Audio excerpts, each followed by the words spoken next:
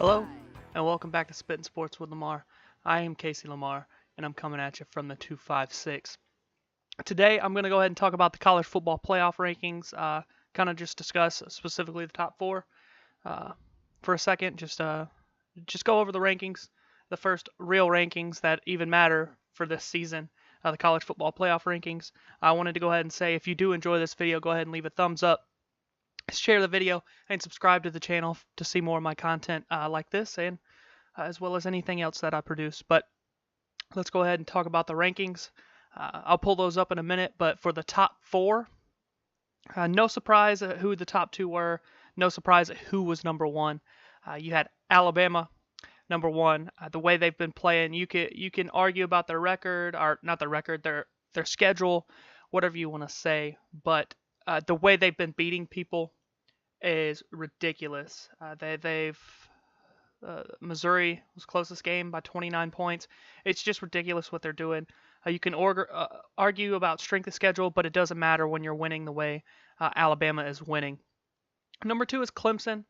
They've actually had a few games where they struggled, specifically the Syracuse game. But as of late, they've been playing at a totally different level. They've been playing outrageously good football. I'd say the level that they're playing at now, they're there with Alabama. Alabama hasn't shown any kind of weakness to this point, but Clemson looks like they're starting to stitch together theirs. So they're looking much better. They both sit at 8-0. Number three, LSU at 7-1. I don't have a problem with LSU over Notre Dame because it's going to play itself out anyway. But the way LSU has looked in some of their games, I know Miami has struggled as of late. They're not even ranked anymore. They have 3 losses. Auburn, 3 losses. But when LSU played those teams, they were top 10. They dominated Miami. Close game against Auburn at Auburn. But specifically what they did to Georgia by just absolutely destroying the Bulldogs in Baton Rouge.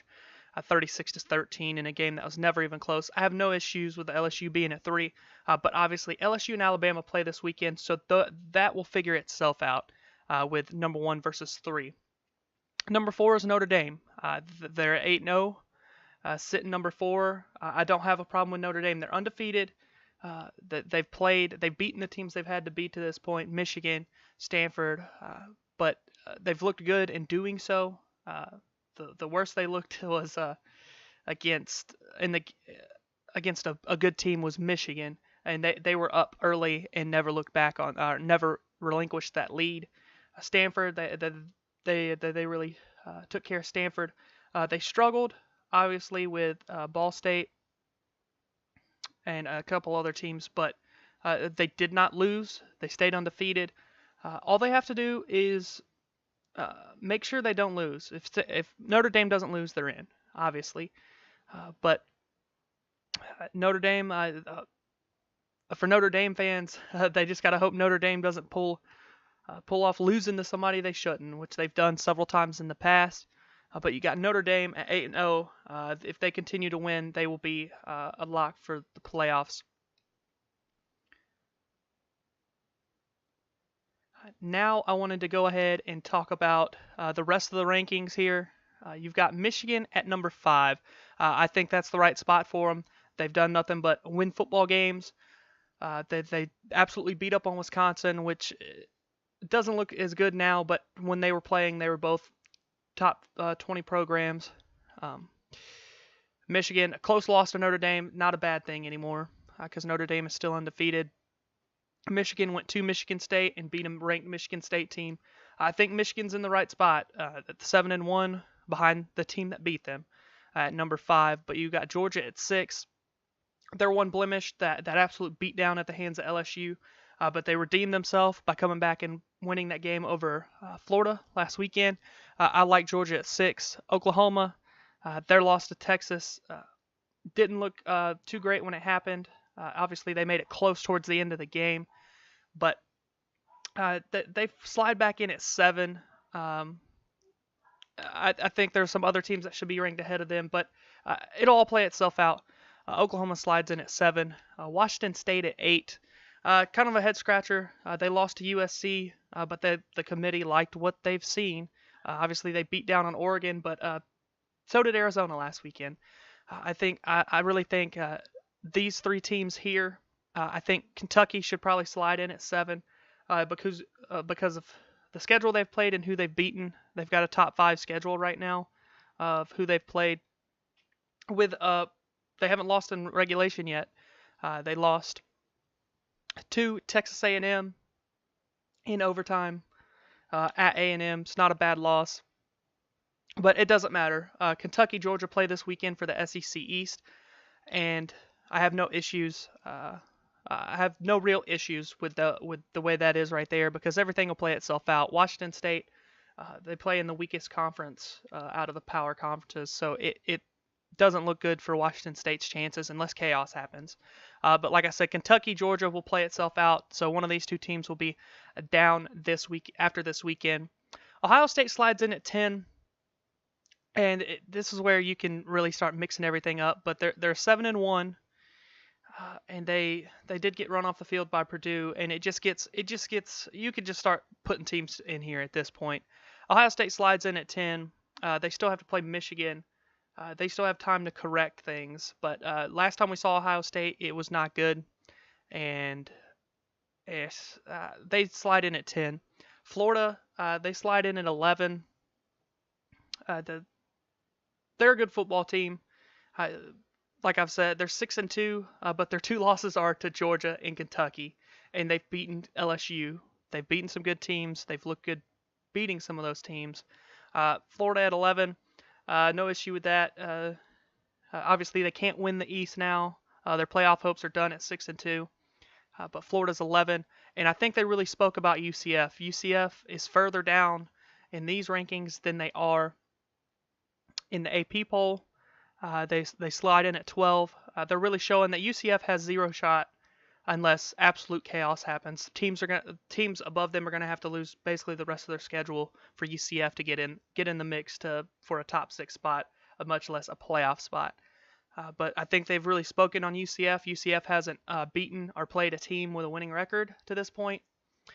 They've got some good games coming up. Also, an added game possibly against Houston in the AAC championship game, in the American Conference championship game. But UCF's chances at the playoffs are slim to none, and the committee showed that by putting them at 12. West Virginia 13. They still control their own destiny. They still have to play Oklahoma. Still got to play Texas. So they still have a shot to get in the mix. But the Big 12, and the Pac-12 are the furthest away from having a playoff team at this moment. I say Clemson loses, then it's just going to be a mix-up there. But West Virginia still controls their own route to trying to get to the playoffs and winning the Big 12. Penn State at 6-2. They lost to Michigan State. They lost to Ohio State. At this point, like I said, you could just start putting teams in, but they have to play Michigan this week, so that could be a huge win. But sitting at 6-2 with 2 conference losses, it doesn't look good for Penn State. Utah slides in at 15, the only other ranked Pac-12 team. No issue. They're 6-2. That's fine. They're at 15. Iowa 16. They lost last week to Penn State, and they've lost to Wisconsin. Texas, they laid an egg last Saturday. They took the L to Oklahoma State, and so they fall all the way to 17. Well, these initial rankings, they come in at 17. Texas is back. Not quite. Not quite. I really see their best shot being next year. Next year should be a good year for Texas. Mississippi State has been so up and down, but they took care of A&M 28-13, and they slide in at number 18. Syracuse is quietly 6-2, and they took out an NC State team that had just gotten destroyed the week before by Clemson, so they caught them at the right time. But Syracuse is 6-2, kind of surprising. They slide in at number 19. It's not surprised that they're ranked. I'm just surprised that they're 6-2. Texas A&M comes in at 20 after their loss to Mississippi State. They sit at 5-3. Of course, A&M's lost to Mississippi State last weekend, and then their other 2 losses are to the top 2 teams in the nation. And one of those, they went to overtime with Clemson. Or no, it was a close game late with Clemson, not overtime. With that late drama that happened there. Not overtime. The overtime game was against Kentucky that they won. But A&M comes in at 20 at 5-3. NC State, I do not believe should be ranked at this point. They got ran out of the building at Clemson, and they got stomped out. Not stomped out, but they got beat by Syracuse by 10 last week and gave up 51 more points. So it's confusing to have North Carolina State here for me. Boston College 22. Like I said, you just start throwing people in there. 6-2 in the ACC. They beat Miami last week. They get Virginia Tech this week. This is already a team that's bounced in and out of the AP poll. So Boston College 22. Fresno State at 23, 7-1. They don't play in a conference. They're giving them some love for being 7-1. That's about all I can say. Iowa State at 4-3 is kind of funny to see a 4-3 team in the rankings, but they've got some big wins to this point. So Iowa State 5-3, no issues. They beat Texas Tech. They beat West Virginia. Yeah, they beat West Virginia. At 24, they've won some big games.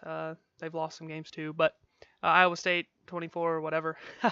And then you got the Virginia Cavaliers, another surprising 6-2 team. They lead their division in the ACC right now. They've obviously got some games coming up in the conference, but Virginia checks in at 25, not West Virginia. Virginia checks in at 25. But that is it for the college football rankings for the college football playoff rankings, the initial first rankings that we've had to this point in the season. That's all I wanted to say about that. Just kind of give my take real quick. Probably talk too much, but anyway, this has been Spittin' Sports with Lamar. I am Casey Lamar. Look forward to seeing you guys tomorrow.